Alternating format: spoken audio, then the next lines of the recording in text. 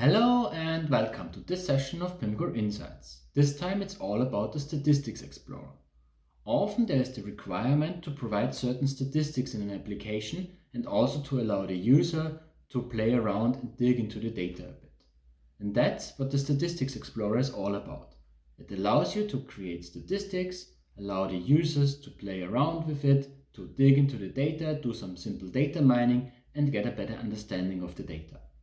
It is also possible to provide predefined statistics, but it's not a real replacement for proper statistics and data mining tools. Let's have a look how it looks like in action. The Statistics Explorer can be integrated into any host application. So, for example, we have it integrated into our experience portals. Once opened, you just can jump right into the data by selecting a data source. For example, let's just select the assets here as a data source. And then we have a couple of settings to specify our report. First of all, we can choose between two modes: a statistic mode that allows us to define aggregations and pivot tables, and a list mode that just creates simple result lists. Then we can specify rows and columns and select from all the different attributes that are available in the data source. Let's maybe create a simple report that has a look at our different types of the assets. And there we already have our first report and result. We have all the different asset types and the count of these types. Then we can filter down the results by adding additional filters. Again, select from different attributes here, and let's maybe just quickly select the type again and filter down to video, and our result is reduced to just the video entry. Then we can also specify the field settings for all the fields we have selected for rows and columns. So for example, we can change the order of the results and set it to count descending. And so now the image is the first entry here because it has 323 entries.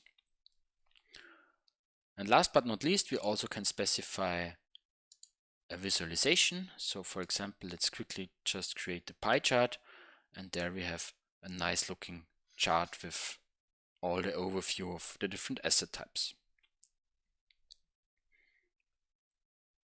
Let's maybe do one more report. Let's just use the cars here and say we want to get an overview of the different countries and maybe see what colors the different countries or the cars of the different countries have here.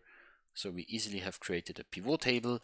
Maybe let's also have a look at the different classes of the car here. So we really can easily create very complex pivot tables.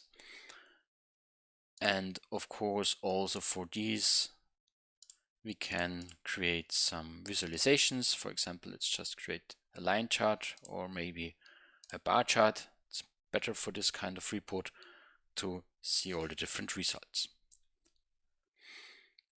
Or one more example here, where we just have a look at the portal logins, which is an event that is tracked. Again, we define the rows. In this case, we use the timestamp because we just want to get an overview how many logins took place at different dates. And there we now can have a look at the field settings, where we have for the timestamp field now a couple of them, because the field settings are depending on the type of the data attribute. And in this case, we can choose from different settings that allows us the Elasticsearch aggregation. And there, for example, we can specify the interval, and let's say we set it for week. And tada, we now get all the different logins for a certain week. We of course also can do it per day. Then we have it really on a daily basis, how many logins we have into the portal.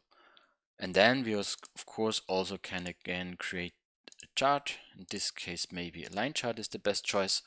And we easily have created a chart that lists us all the different logins per day. Or let's maybe just reduce it again to week. And there we have a nice chart. And last but not least, we also have the possibility to save our reports. and share it with different users and different roles. And of course, we also can load existing ones later on, where we then can continue our work or see the results of a report at a later point in time.